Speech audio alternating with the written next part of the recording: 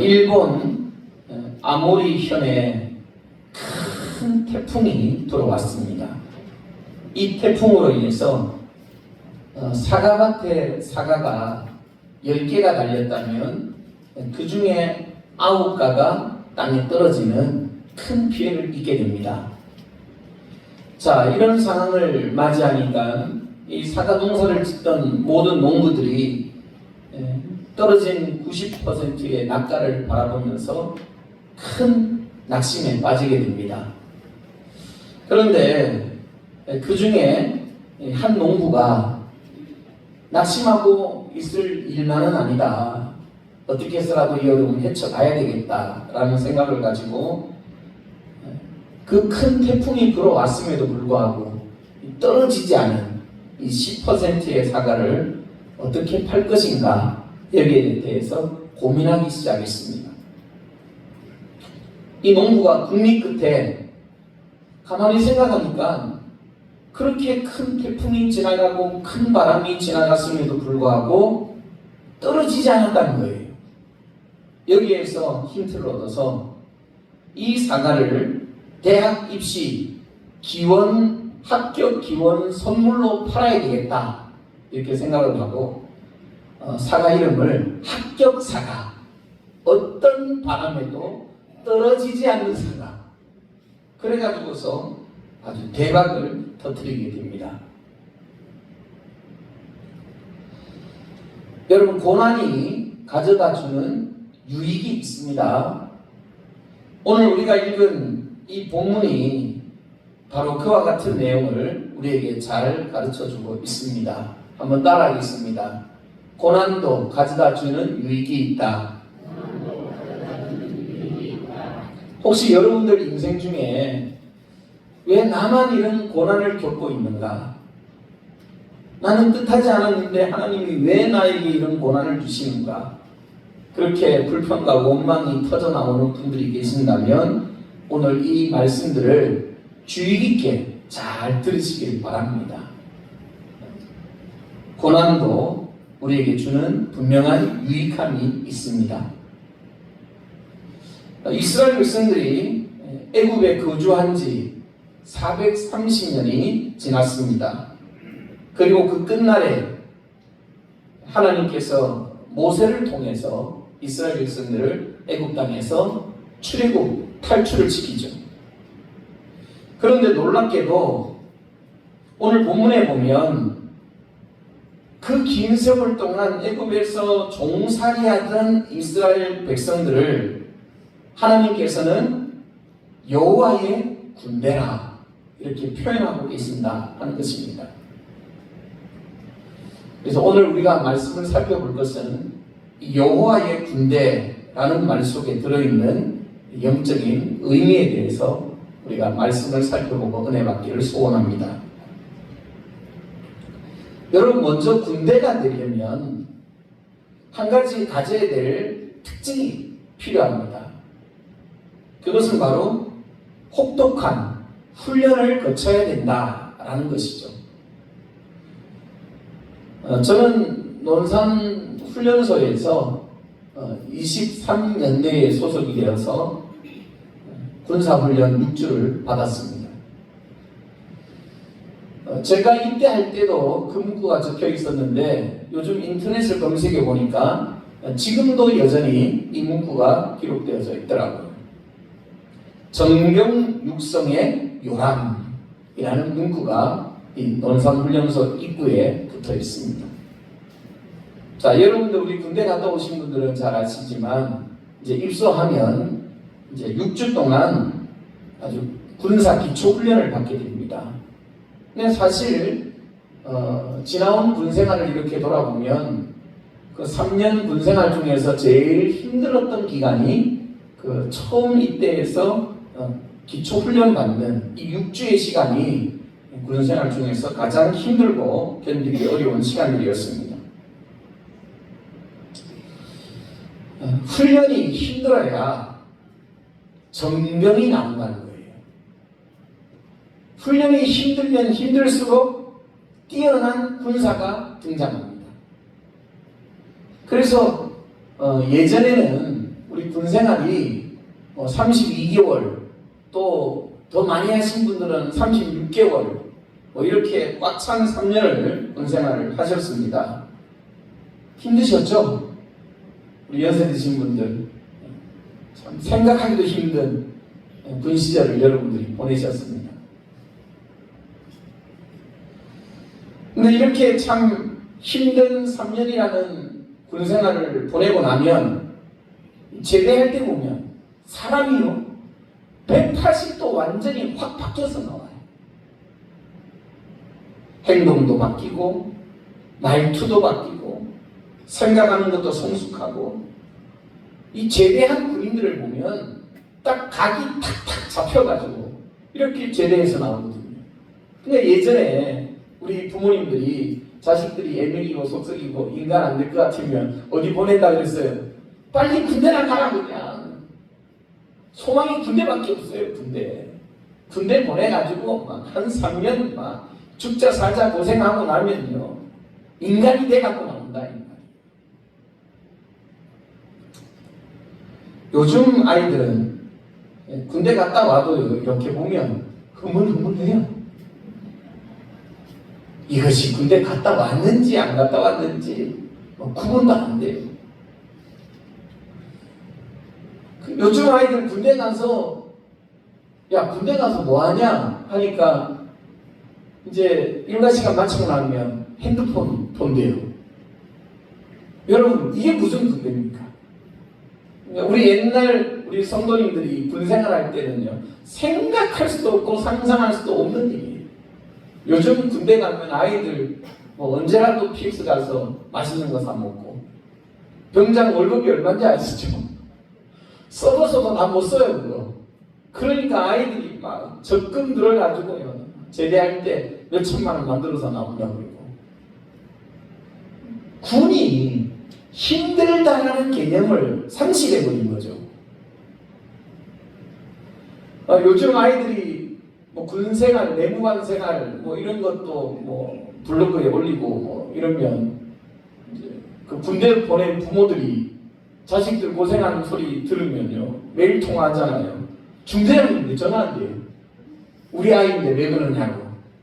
우리 아이가 얼마나 연약한 아이인데 그렇게 힘들게 훈련을 시키고 그런 일을 시키느냐고. 아주 극성인 부모들은요 중대장인데 전화해가지고 그 정도 군대가 되니까.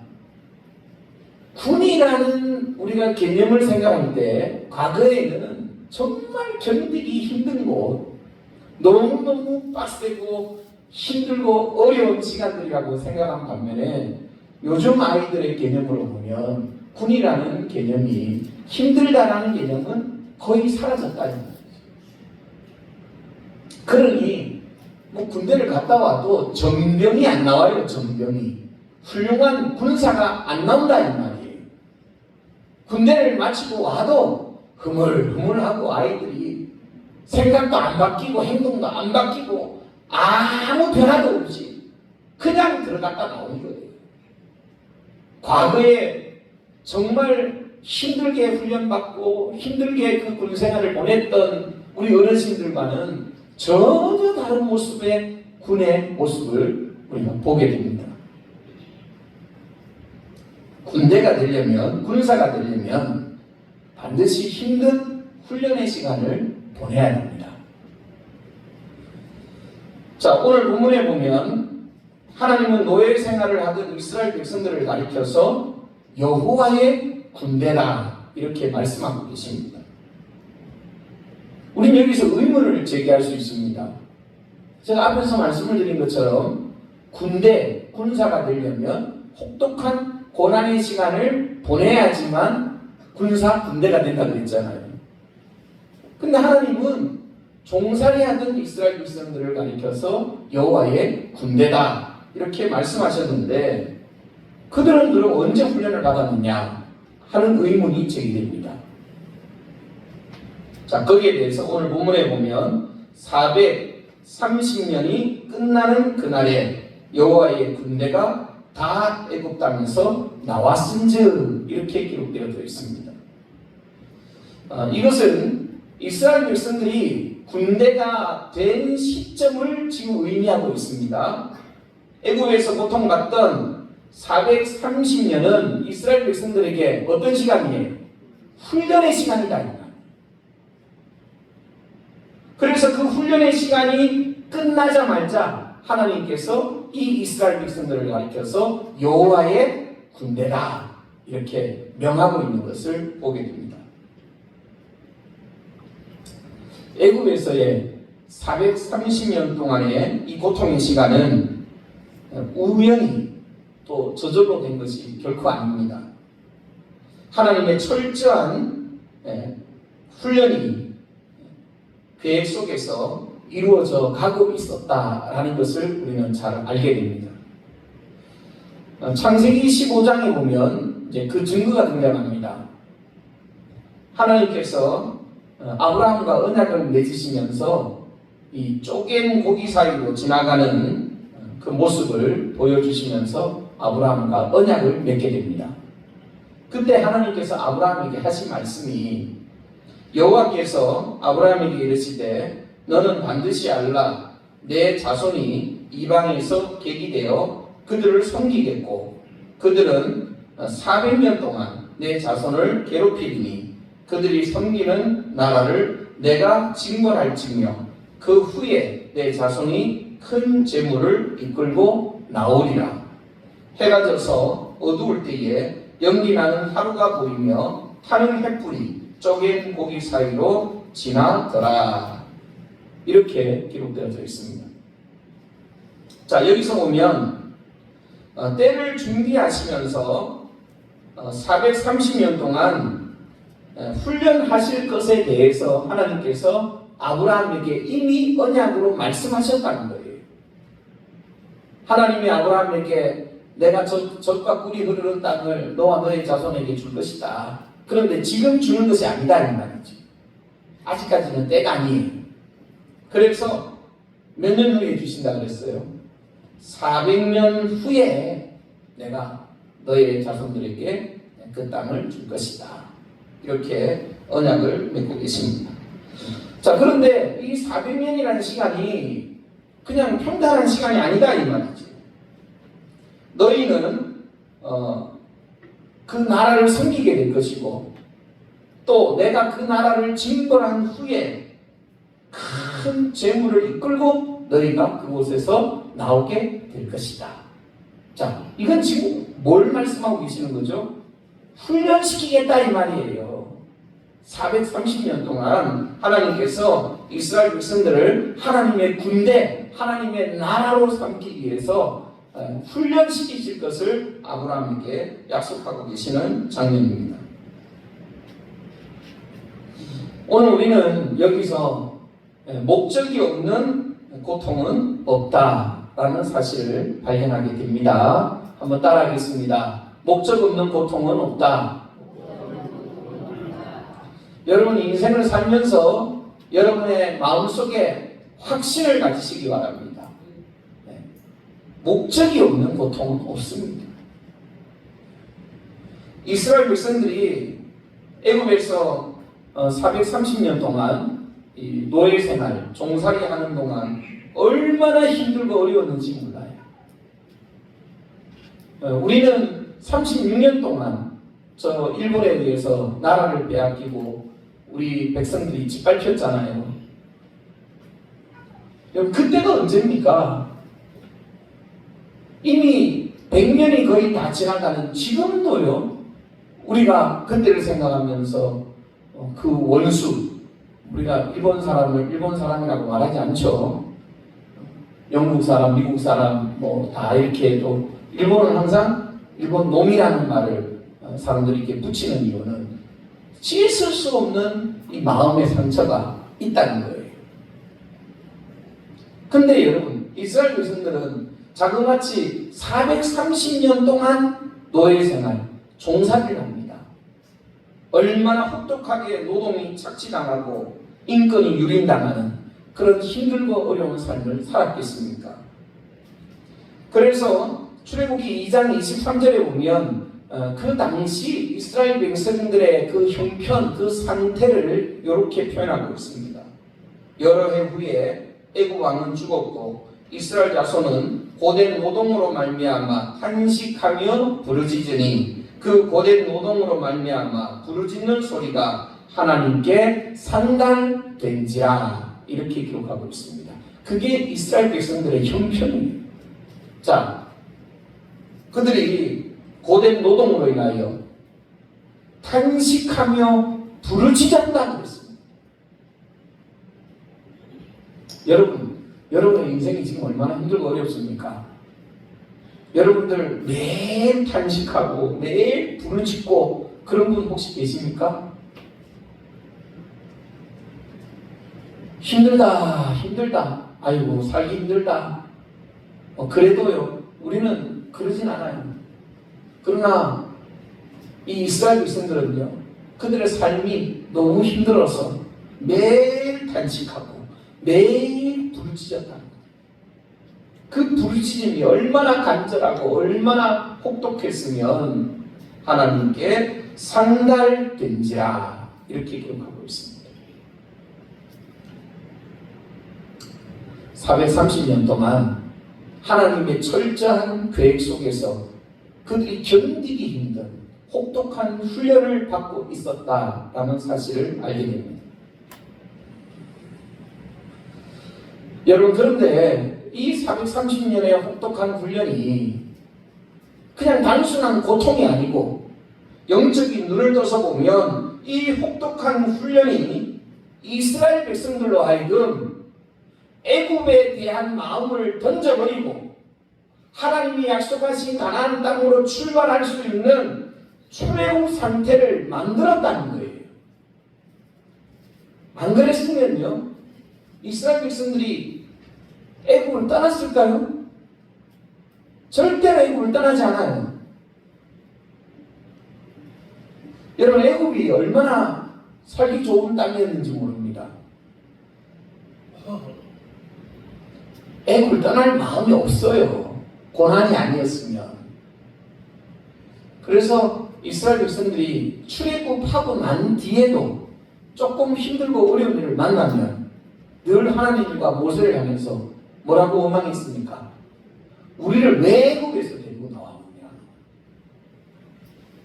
그만큼 애굽이 살기 좋은 나라였다. 우리가 성경 전반적으로 보면 이스라엘 백성들이 아브라함도 이삭도 야곱도 다 그렇습니다. 흉년이 될 때마다 어디에 가서 곡식을 사와요? 애굽으로도 피해합니다. 애굽으로 가서 곡식 사오고 애굽으로 피했다가 다시 돌아오고 이스라엘 땅에는 항상 그 흉년이 찾아오고 가뭄이 찾아오고 살기 힘든다 할지라도 애굽이라는 나라는 늘 풍성한 나라였다 이 말이에요. 그러니 그 좋은 나라에서 고난, 환난이 없었다면 이스라엘 백성들이 출애굽을 하겠느냐 이 말이에요. 어림도 없는 소리입니다. 하나님의 은혜로 그 많은 기적과 능력을 체험하고 애굽을 탈출하고 난 뒤에도 조금만 힘들면 우리를 왜 애굽에서 데리고 나왔느냐? 더 나아가서 우리가 차라리 애굽으로 돌아가겠다 이렇게 막 떠들어대던 사람이 이스라엘 백성들이에요.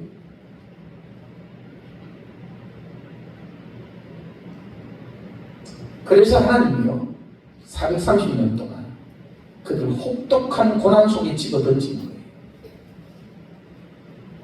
그리고 그들로 하여금 출애굽의 상태를 만들어 놓으신 거예요.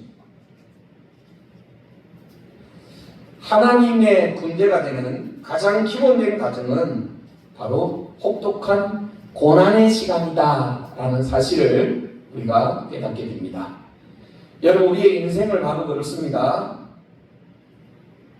오늘 본문에 보면 출애굽한 이스라엘 백성들을 가리켜서 여호와의 군대라 하나님이 그렇게 불렀습니다. 그런데 디모데후서 2장에 보면 사도 바울은 우리 예수 믿는 성도들 한 사람 한 사람을 가리켜서 그리스도 예수의 좋은 병사다 이렇게 말하고 있습니다. 그리스도 예수의 좋은 군대다. 할렐루야. 여러분 저와 여러분이 그리스도 예수의 좋은 군대다.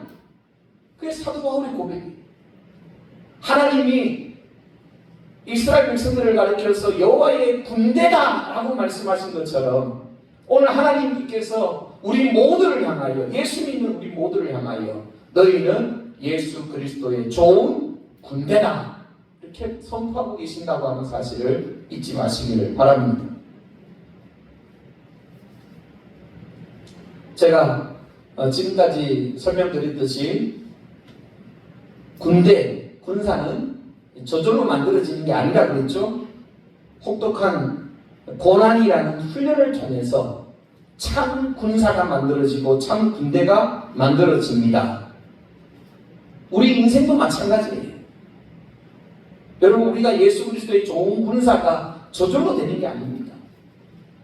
그래서 하나님은요, 때때로 우리가 원하지 않지만 뜻하지 않게 우리를 고난 속에다가 확 집어 던지시는 거예요. 거기에서 막 돌아가게 만드십니다. 여러분, 그 고속도로 휴게소 가보면 알밤 팔잖아요.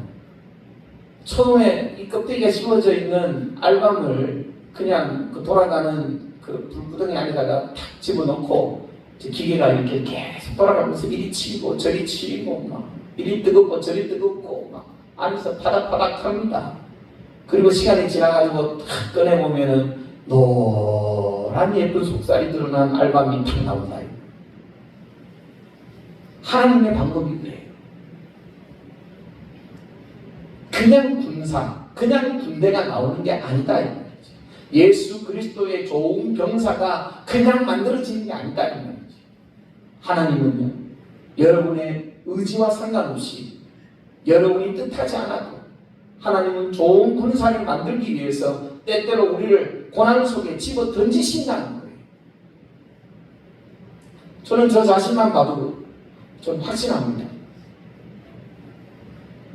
전 참 하나님 보시기에 부족한 사람이었어요. 제가 겸손한 척 하려고 이 말하는 것도 아니고, 저는 늘 내가 목사가 되기에 부족한 사람이다 라고 생각했고요. 또 내 몸에 맞지 않는 옷을 입고 있는 것 같은 그런 마음이 들 때도 많았고요. 나보다 믿음 훨씬 더 좋은 친구들도 많았는데 왜 하나님은 그들을 버려두시고 나를 택해서 목사의 길을 걸어가게 하셨을까? 그런 의문을 가질 때가 참 많이 있었습니다. 그런데 이렇게 부족하고 연약함에도 불구하고 시간이 지나고 나서 보니까 그나마 이만큼이라도 내가 하나님 앞에서 참 믿음으로 사역을 감당하면서 살고 있는 것은 다 뜻하지 않은 고난이라는 훈련 가운데 하나님이 나를 던져 넣으셨기 때문에 거기에서 깎여지고 부서지고 거기에서 깨닫고 회개하고 돌아서고 결단하면서 오늘날 이 사역을 감당하게 된 것이 아닌가라는 생각을 갖게 됩니다. 살아오면서 좋은 날 참 많았습니다. 그러나 또 한편으로 돌아보면 다시는 생각하기도 싫은, 돌아가기도 싫은 고통과 고난의 시간도 너무 많았습니다. 여러분, 그때마다 하나님이 나를 깨시더라고요. 그때마다 하나님 앞에서 내가 부서지고요.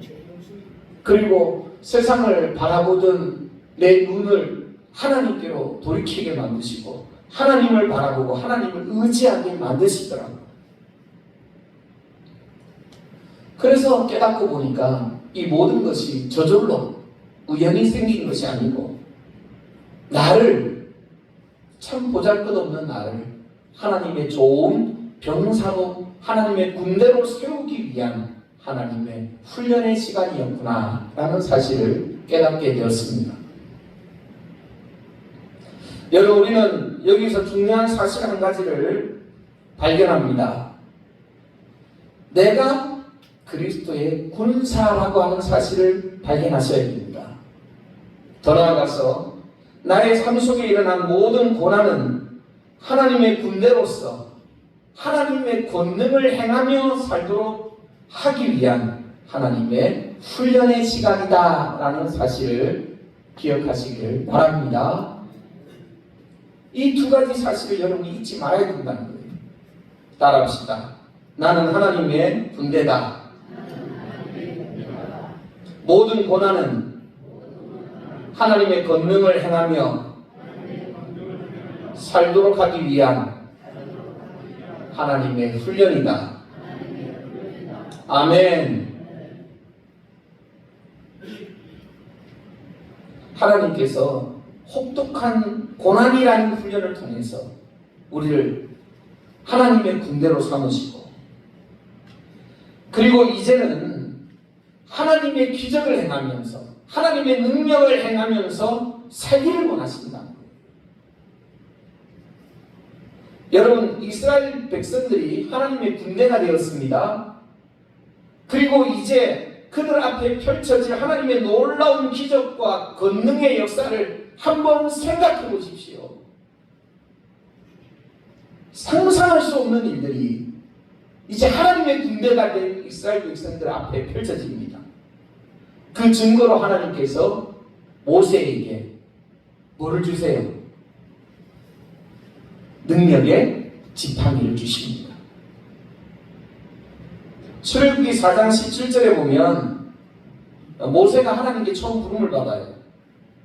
그때 모세가 하나님을 향해서 핑계합니다. 하나님, 나는 말을 잘 못합니다. 근데 내가 어떻게 저 이스라엘 백성들을 설득해서 데리고 나올 수가 있겠습니까? 또 한 가지는 그들이 나에게 누가 너를 보냈느냐 말하면 내가 하나님이 나를 보냈다라는 증거로 내가 무엇을 해야 됩니까? 이 두 가지 질문을 해요. 그때 하나님께서 모세에게 너는 이 지팡이를 손에 잡고 이것으로 이적을 행할지니라 하시면서 지팡이를 주십니다. 자, 그리고 모세가 이제 하나님의 말씀에 순종해서 능력의 지팡이를 잡고 이제 애굽의 바로를 찾아가죠. 근데 바로가 얼마나 강팍한지 모세의 말을 들으려고 하지 않았습니다. 그때 하나님이 주신 지팡이를 던지니까 이 지팡이가 뱀이 됐다. 그래도 애굽의 바로가 하나님의 말씀을 들으려고 그러잖아요. 자, 그럴 때 하나님이 모세에게 너 지팡이를 들고 나일강에 가서 나일강을 쳐라. 그 나일강을 치니까 나일강이 피로 변화되어지는 기적을 체험하게 하십니다. 출애굽기 12장 11절에 보면 유월절 사건 때도 하나님이 모세에게 너는 이 지팡이를 손에 잡고 먹어라 명령하십니다. 어떤 일이 있어도 이 지팡이를 놓지 말라 이 말이에요. 너희는 그것을 이렇게 먹을지니 허리에 띠를 띠고 발에 신을 신고 손에 지팡이를 잡고 급히 먹어라. 이것이 여호와의 유월절이니라. 하나님이 모세에게 능력의 지팡이를 붙잡고 그 능력의 지팡이를 주셨다는 거예요.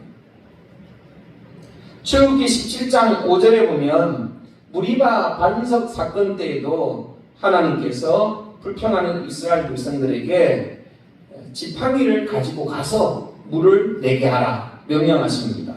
여호와께서 모세에게 이르실 때 백성 앞을 지나서 이스라엘 장로들을 데리고 나일강을 치던 내 지팡이를 손에 잡고 가라.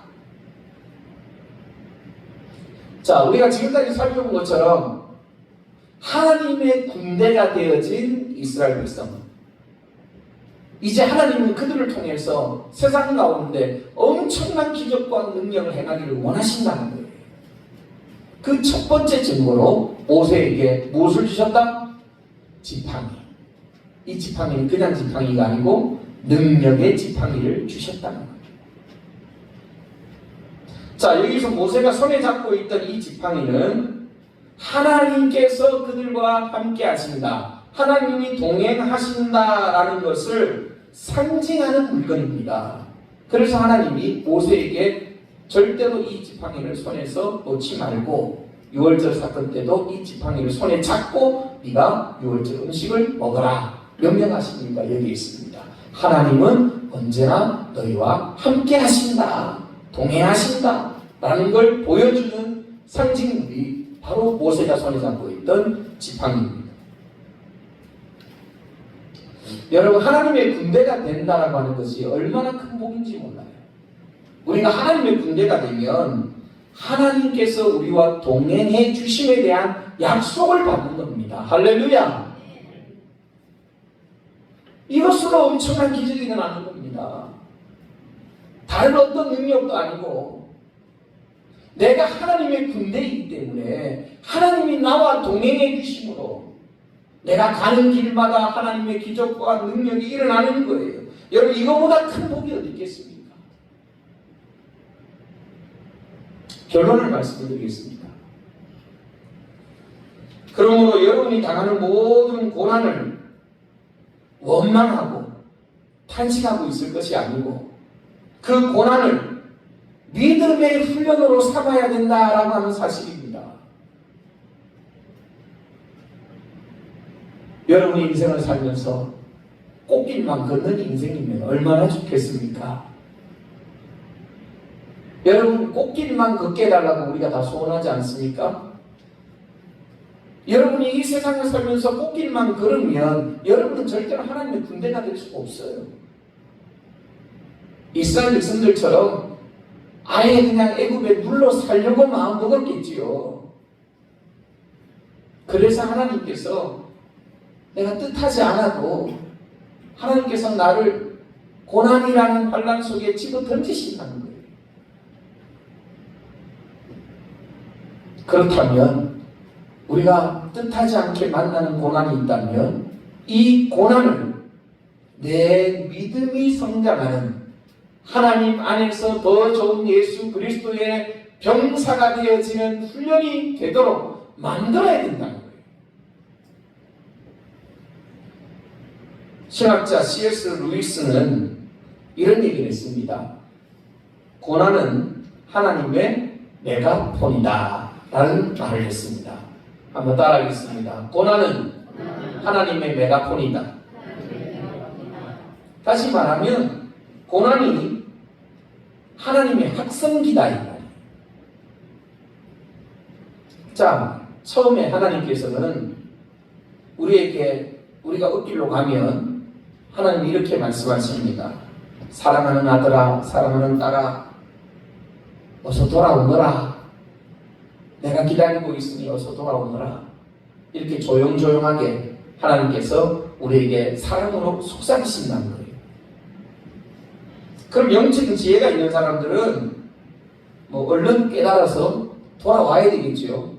그러나 우리가 다 어리석고 무지하고 얼마나 고집불통들이에요. 안 들어요, 안 들어. 계속해서 엇길로 가려고 합니다. 말을 안 들으니까 하나님께서 이제 톤을 조금 높이시는 거예요. 야, 너 그러면 안 돼. 이렇게 음성을 높이시는 거예요. 그때라도 깨닫고 돌아오면 얼마나 좋겠습니까? 그렇죠? 근데 우리에게 무슨 영이 임했다고요? 청개구리 영이 임했다 그랬잖아요. 우리 자식들 부모가 하는 얘기 꼭 반대로 하죠. 먹지 마라, 먹지 마라 하면 죽으려고 먹으려고 그런 거예요. 먹어라, 먹어라 그러면 안 먹으려고 해요. 하나님 앞에서도 이스라엘 백성들의 삶을 보십시오. 또 여러분이 살아온 신앙의 삶을 한번 돌아보십시오. 어쩌면 우리에게 청개구리 영이 있는 것 같아요. 잘 안 들어요. 하나님이 조금 음성 톤을 높여서 야, 너 그러면 안 돼 하셨음에도 불구하고 우리가 귀를 막고 하나님의 음성을 듣고 순종하지 않습니다. 자, 그러니까 하나님께서 이번에는요, 그냥 큰 소리에서 안 들으니까 메가폰을 들고 와가지고 우리 귀에다 대고 크게 외치신다. 자, 여러분 운전하고 가시다가 내가 자가용 몰고 이렇게 가고 있는데 갑자기 큰 덤프 트럭이 내 옆에 이렇게 지나가면서 빵 하면은 막 이거 어떠세요? 깜짝 놀라잖아요. 이게 무슨 일인가 싶어갖고 막 깜짝 놀란다는 말이죠. 그것처럼 하나님께서 말을 안 들으니까 메가폰을 들고 빵 놀라게 만드시는 거예요. 그게 고난이에요. 여러분 뜻하지 않았는데 고난이 딱 찾아오면 깜짝 놀라지요? 그게 하나님의 메타폰이라.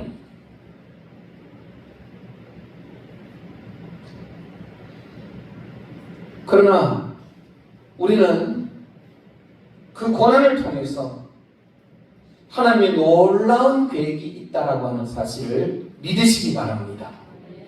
여러분 왜 놀라게 만드실까요? 너 한번 죽어봐라. 너 한번 고생해봐라. 하나님이 우리에게 정말 고통을 주기 위해서 빵 하실까요? 아니, 쓰시기 위해서 우리를 더 나은 모습으로 무엇이 되게 하기 위하여? 하나님의 군대가 되도록 하기 위해서, 하나님이 쓰시기 위해서 우리를 놀라게 하신다는 거예요. 그래서 여러분 우리가 뜻하지 않게 당하는 모든 고난은요, 영적인 눈을 떠서 보면 그 속에 하나님의 엄청난 놀라운 계획이 숨어 있습니다. 욥기 23장 10절에 보면 내가 가는 길을 그가 아시나니 그가 나를 단련하신 후에는 내가 순금같이 되어 나오리라. 이게 하나님의 백성들을 향하신 하나님의 계획입니다. 여러분 욥도 이 진리를 깨달은 거예요. 그래서 하나님의 메가폰이 울릴 때 깜짝 놀랐겠지요.